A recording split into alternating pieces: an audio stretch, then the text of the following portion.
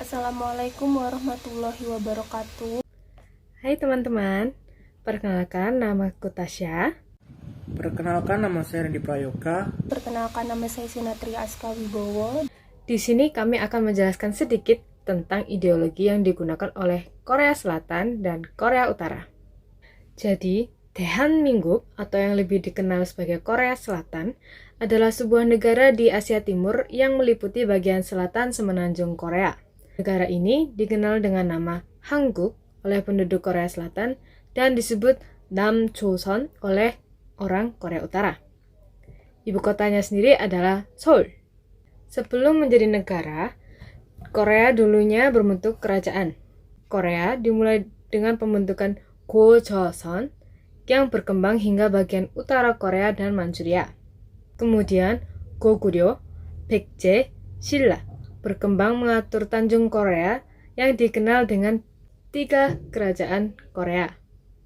Setelah Goryeo sempat memimpin seluruh semenanjung Korea, kemudian Joseon, dinasti kerajaan paling terakhir, menguasai Korea, kemudian Raja Sejong mulai menciptakan Hangul.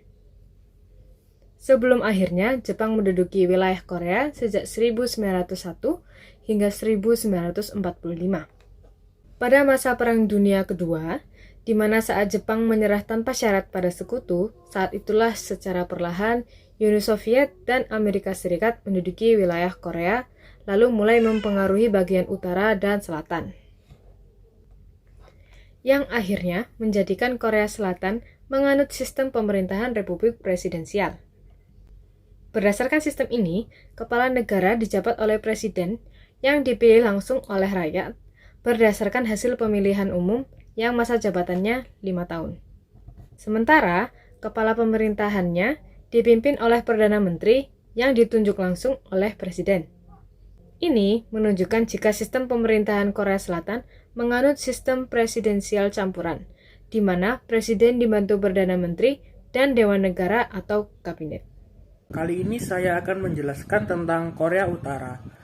Republik Rakyat Demokratis Korea Utara adalah sebuah negara di Asia Timur yang meliputi bagian utara semenanjung. Penduduk setempat menyebut negaranya Bukchosong, sementara penduduk Korea Selatan menyebutnya sebagai Bukhan, yang ibu kotanya adalah Pyongyang. Korea Utara termasuk dalam negara satu partai di bawah Front Penyatuan yang dipimpin oleh Partai Buruh Korea. Pemerintah negara mengikuti ideologi Juche yang digagas oleh Kim Il-sung, yaitu mantan pemimpin negara ini. Juche menjadi ideologi resmi negara ketika negara ini mengadopsi konstitusi baru pada 1972. Dampak dari penjajahan Jepang yang berakhir dengan kekalahan Jepang pada Perang Dunia II tahun 1945 adalah Korea dibagi pada paralel utara ke-38 mengikuti persetujuan dengan PBB. Wilayah utara diatur oleh Uni Soviet dan bagian selatan oleh Amerika Serikat. Sejarah Korea Utara secara resmi dimulai dengan pembentukan Republik Rakyat Demokratis pada 1948. Di sini saya akan menjelaskan tentang kenapa sih Korea Utara sama Korea Selatan itu berpisah dan apa aja ideologi yang dianut oleh negara Korea Utara dan Korea Selatan.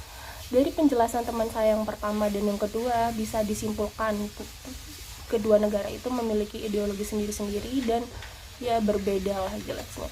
Tapi di sini saya akan membahas kenapa kedua negara itu berpisah. Selain mereka memperebutkan daratan, ini adalah suatu hal yang menarik. Pada bulan Agustus 1945, Sekutu dan Uni Soviet menduduki negara Korea sebagai wilayah perwalian yang bertujuan untuk mempersiapkan kemerdekaan negara ini. Sekutu menguasai wilayah Semenanjung, Korea bagian selatan, sedangkan Uni Soviet di utara. Pemerintahan militer dibentuk sepenuhnya di selatan dengan dukungan Sekutu, sementara di wilayah utara, Uni Soviet membangun rezim komunis yang besar.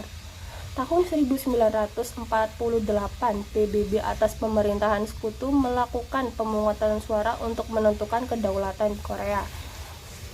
Setelah utara setelah Utara melalui Uni Soviet menolak berpartisipasi. Jadi Korea Utara itu waktu PBB untuk menentukan kemerdekaan itu dari negara Korea Utara itu nggak datang guys. Itu kayaknya ada sedikit provokasi gitu. Pihak dari selatan lalu membentuk pemerintahan sendiri di Seoul yang dipimpin oleh Syngman Rhee. Tidak lama setelahnya, Utara mendirikan negara komunis yang dipimpin oleh Kim Il-sung sebagai Perdana Menteri dan dengan ibu kota di Pyongyang. Hubungan antara sekutu di selatan dan Uni Soviet di utara tidak akur, kemudian menjadi permasalahan nasional yang menyulut perang saudara. Perang Korea pada tanggal 25 Juni 1950 sampai dengan 27 Juli 1953, sekitar 2,5 juta orang menjadi korban kebrutalan perang tersebut. Daratan Korea rata dengan tanah, tidak ada kota tersisa. Gencatan senjata untuk mengakhiri konflik pada tahun 1953 menyiksakan dua negara yang semakin terpecah. Korea Selatan. Nah, itu guys. Jadi karena Korea Utara nggak datang PBB, Korea Selatan itu mengumumkan kemerdekaannya dia sendiri yang dipimpin oleh Syngman Rhee. Dan Korea Utara lalu juga memutuskan untuk merdeka sendiri yang dipimpin oleh Kim Il-sung yang dia menjabat sebagai Perdana Menteri dan juga ibu kota dari Pyongyang. Nah, untuk ideologi sendiri, ideologi Korea Selatan milik Amerika Serikat dan merupakan negara ideologi kapitalis liberal, sedangkan Korea Utara adalah negara yang dengan ideologi sosialis komunis yang dipengaruhi oleh Uni Soviet. Jadi kayak Korea Utara itu lebih ke Uni Soviet dan Korea Selatan itu lebih ke Amerika gitu ideologinya. Ya sama seperti itulah. Tidak seperti pemisahan negara pada masa perang dingin lainnya, di zona perbatasan Korea Selatan dan Korea Utara hanya ada sedikit pergerakan. Garis batas tersebut benar-benar sangat tertutup rapat. Itulah kenapa dua negara yang pernah menjadi satu ini memiliki sistem pemerintahan yang jauh berbeda. Korea Utara dan Korea Selatan berhasil mengembangkan ekonomi yang sangat kuat berkat kerjasama dengan sekutu, sedangkan Korea Utara tetap terisolir dengan perkembangan ekonomi yang rendah. Jadi gitu teman-teman. Jadi kalian bisa menyimpulkan kenapa kok Korea Utara sama Korea Selatan itu berpisah. Selain mereka memperebutkan daerah dan daratan, mereka tuh juga Korea Utara ini nggak datang PBB, jadi akhirnya mereka pisah sendiri-sendiri. Oke, sekian pembahasan saya dan teman-teman saya tadi. Kalau ada salah, mohon dimaafkan. Sekian, terima kasih. Wassalamualaikum warahmatullahi wabarakatuh.